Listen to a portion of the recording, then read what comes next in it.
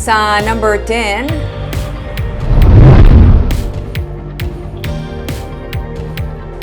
sa banwasang Ibi Magalona, pinaagi sa pagbuligay sa barangay kag sang lokal nga panguluhan, nakapatukod sila sang floating restaurant sa kilid sang mangrove nga nakahatag sang duga nga palangabuyan sa mga pumuluyo. May report si Romeo Subaldo. Pagsampot mo pa lang, malatay ka sa mga kawayan nga padulong sa kalan-an. Sa kilid, malapad nga kabakawan. May bamboo cottages, kag may second floor para mas matahom ang view. Sa kilid, may mga balay nga ginpintahan para matahom lantawon. May mga bangka nga naplastar sa higad. May mga floating bangka man nga dutsanggi. Pwede ka makabakal sang talaba, ang sikat nga blue crabs sang Ibi Magalona, kag bisan prutas, may ara man. Ini ang Island Madalag Eco Haven.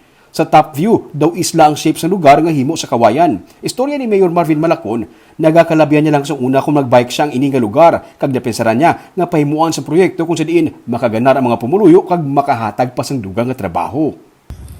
The reason nga kami galagaw, gusto namon mangita sang opportunity.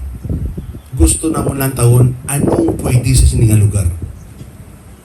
Masulod kami di before, kundi na matubang ido sa dalan, kabataan, wala bayo.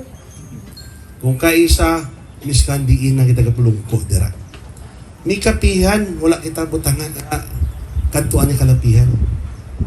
Siling namon, Jojo, dali de. Singko, make a change in this place.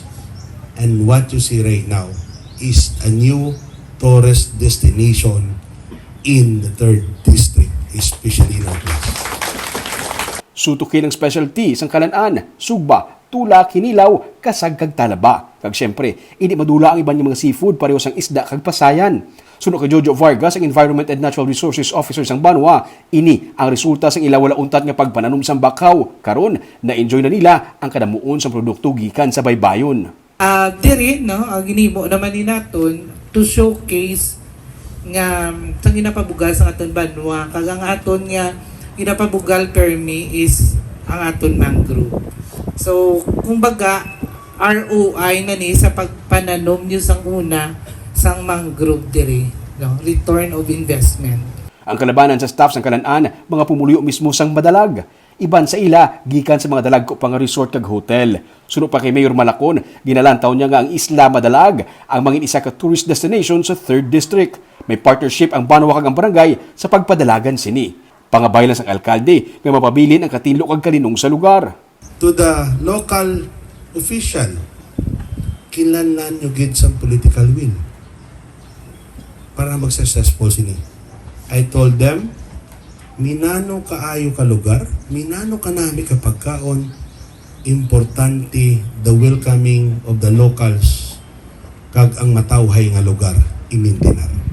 Kag karon nga ang Ibi Magalona isa na sa mga napaidalom sa Alert Level 1 nga LGU sa Negros Occidental, plano sang Banwa nga ibalik man ang Seafood Festival sa bulan sang Disyembre. Kag magabutang man ang Banwa sang pwesto sa Bacolod City kung saan pwede makabakal ang mga Bacolod noon sa ilang nga mga produkto.